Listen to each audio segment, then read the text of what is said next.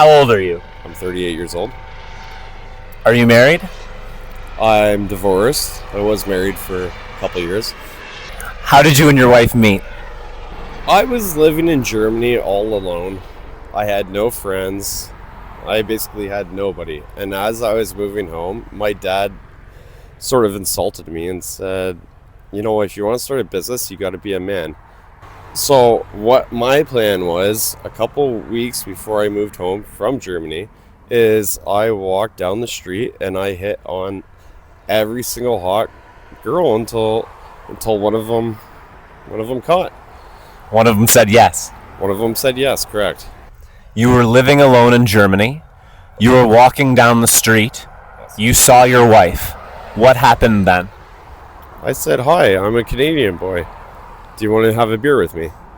And she was a little bit disgusted with me at first. At what point did you fall in love with her? When we had a child together. That's when I felt, that's real love. And you were able to convince her to move to Canada? Yes, basically I promised her a child, and that's what she wanted. So I know it sounds a little bit silly and goofy, but yeah, we fell in love. Ultimately, what led to the divorce? Ultimately, what led to the divorce is I started a business when I was 24 years old. To build a business, it's a ton of work. I neglected her feelings, and I neglected her as a person. I'd work 12, 14-hour days, and I just wasn't there for my family. On the other hand, I have to say I was very, very young. There was some immaturity going on at play that led to the divorce. Not necessarily. Well, there was some immaturity on my part, yeah, I agree with that, but I also think it was more just neglect and not being there for your family. You can't be a businessman and a family man at the same time. Basically, you're running a business, you're burnt out, you're exhausted, there's a child, the marriage is taking a hit emotionally.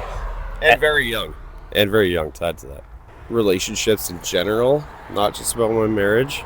I've had a lot of open relationships, and that has generally worked out well. I don't know if that's a great thing for other people, but it probably isn't. It's probably a bad idea, so nobody should take that advice. You think it's bad advice to tell somebody to have an open marriage? Yes, and I have a good reason for that, because a lot of men have big egos and they think you have an open marriage and you're just going to bang all these girls, and the fact is you're not. It doesn't matter if your girl looks like a wildebeest. She's still going to be able to bang a lot more guys. Even if you're a 10 out of 10, still the wildebeest will still bang many, many more guys. So would you say having group sex puts stress on your marriage? No, not really, because you can't be cheated on. But I don't even know if that's a good thing to say. I wouldn't recommend it. Sometimes I make mistakes as a person. And I've been in like some short-term relationships where the girl has walked into my house and there was 2 girls in my bed. And then I pulled a Dennis Rodman. And I said they fell from the ceiling. Which I knew they actually didn't, but I tried to play that off as if they flew, as they fell out of the ceiling. And I don't think that's necessarily right. A woman walked in on you with other women and you told her that they fell from the ceiling. I did, and I realized how stupid that is at this point. I was just in my zone and I thought I could actually pull it off.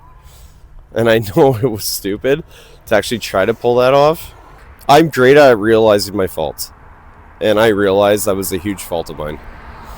And it's just really unrealistic. You can't say that 2 females fell from the ceiling. It's hard to pull off.